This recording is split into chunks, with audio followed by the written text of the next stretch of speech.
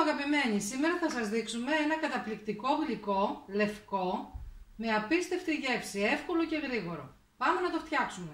Τα υλικά μας είναι 1 λίτρο γάλα, 1 κούπα ζάχαρη, 1 έτοιμη σαντιγί, μισή κούπα καρύδα, 6 κουταλιές της σούπας νησεστέ, αν δεν έχετε 1 κούπα αλεύρι για όλες τις χρήσεις, 1 κουταλιά της σούπας μαργαρίνη και 1 πακέτο μπισκότα Μιράντα. Θα κάνουμε τώρα την κρεμούλα μας. Ρίχνουμε 1 κούπα κρύο γάλα για να διαλύσουμε το νησεστέ και το υπόλοιπο σε μια κατσαρόλα. Ρίχνουμε τη ζάχαρη, μόλις αρχίζει το γάλα να ζεσταίνεται, τη μαργαρίνη, σε χαμηλή φωτιά θα κάνουμε μια ωραία κρεμούλα. Τώρα θα ρίξουμε το γάλα με το νησεστέ.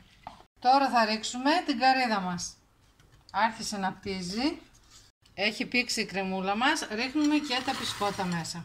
Θα γεμίσουμε τώρα τα ποτηράκια μας με τη βάση αυτή της κρέμας, με τα μπισκότα, η οποία θα πήξει και θα γίνει τέλεια. Σε κανένα μισά ώρα αφού κρυώσει θα ρίξουμε από πάνω και τη σαντιγί.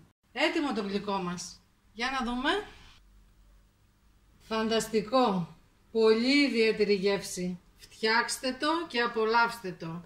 Την άλλη εβδομάδα πάλι μαζί. Ως τότε να είστε καλά. Γεια σας.